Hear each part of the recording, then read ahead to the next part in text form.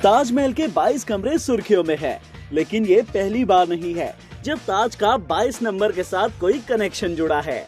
ये इतिहास 370 साल पुराना है। वैसे तो अभी ताजमहल के बेसमेंट में मौजूद 22 कमरों की खूब चर्चा हो रही है। कहीं इन कमरों के अंदर देवी देवताओं की मूर्तियां होने का दावा किया जा रहा है, तो कोई यहाँ जाकर हनुमान चालीसा का पाठ कराया है। तो चलिए आपको जल्दी से 22 नंबर के साथ जुड़ा ताज का इंटरेस्टिंग कनेक्शन समझाते हैं। पहला तो ये है कि ताज के बेसमेंट में 22 कमरे मौजूद है, जो अभी सुर्खियों में है। आपको जानकर हैरानी होगी कि ताजमहल को बनाने के लिए 22,000 मजदूरों ने काम किया था। वैसे ताजमहल के छोटे और बड़े गुम्बदों को मिलाया जाए तो ताज में कुल 22 गुम्बद है। और सबसे इंटरेस्टिंग कनेक्शन है साल 2022 का। जो 22 कमरों का विवाद सामने आया है वो इसी साल आया है। तो ये था दुनिया के 7 अजूबों में से एक ताजमहल का 2 नंबर के साथ इंटरेस्टिंग कनेक्शन। वैसे आपको बता दे, ताजमहल के जिन 22 बंद कमरों को लेकर विवाद है, उन कमरों को ताज बनने के बाद सिर्फ एक बार ही खोला गया था। ऐसे महाराष्ट्र के बुल्ढाणा में चाय की एक ऐसी दुकान है जहां ग्राहक चाय पीने के बाद कप भी खा जाते हैं। चौंक गए ना कि ये माजरा क्या है। शुरुआत में हर कोई चौंक जाता है जब वह चाय की दुकान पर मराठी भाषा में लिखा बोर्ड पढ़ता है। दुकान के बाहर लिखा था, आधी चाय प्या मग कप सुद्धा खाऊन घ्या, यानी पहले चाय पीजिए फिर कप भी खा लीजिए। दरअसल बुल्ढाणा में गुड़ की चाय की एक दुकान पर ऐसा देखने को मिलता है। ये कप आइसक्रीम के कोन जैसे पदार्थ से बने होते हैं। दरअसल महाराष्ट्र के बुल्ढाणा जिले के खामगांव शहर में नीलेश दुर्गे की चाय की दुकान है। दुकान का नाम है होटल मनुसकी, यानी होटल इंसानियत।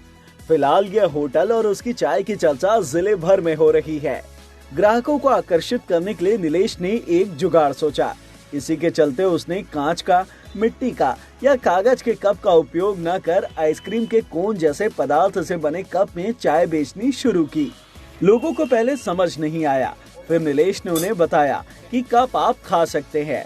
ग्राहक भी इस आइडिया से प्रभावित होकर चाय की दुकान पर चाय पीने के बाद कप खाते हैं। एक महिला कस्टमर ने कहा कि यह अच्छा कॉन्सेप्ट है और इससे पर्यावरण को भी फायदा है।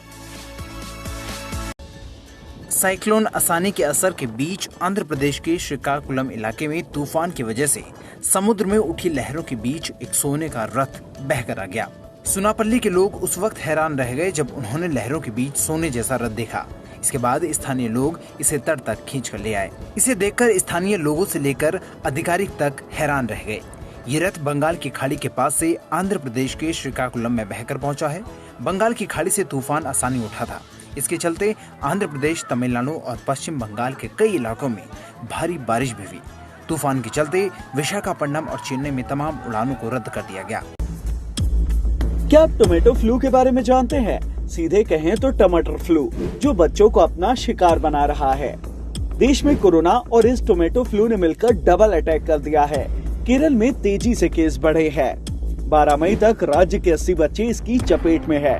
परेशान करने वाली बात यह है कि ये फ्लू ज्यादातर 5 साल से कम उम्र के बच्चों को अपना शिकार बनाता है। हमने इसे लेकर कोयम्बटूर के डॉक्टर पी अरुणा से बात की। उनसे पूछा कि आखिरकार ये टोमेटो फ्लू क्या है। डॉक्टर अरुणा बताते हैं कि ये फ्लू 5 साल से कम उम्र के बच्चों को प्रभावित करता है। इससे शरीर में लाल चकत्ते, त्वचा में जलन, डिहाइड्रेशन, जोड़ों में दर्द, बुखार, उल्टी, दस्त जैसी परेशानी होने लगती है। इस फ्लू से शरीर में लाल चकत्ते पड़ने लगते हैं। इस कारण इसे टोमेटो फ्लू नाम दिया गया है। डॉक्टर अरुणा कहते हैं कि इस फ्लू के लिए विशेष दवा नहीं है।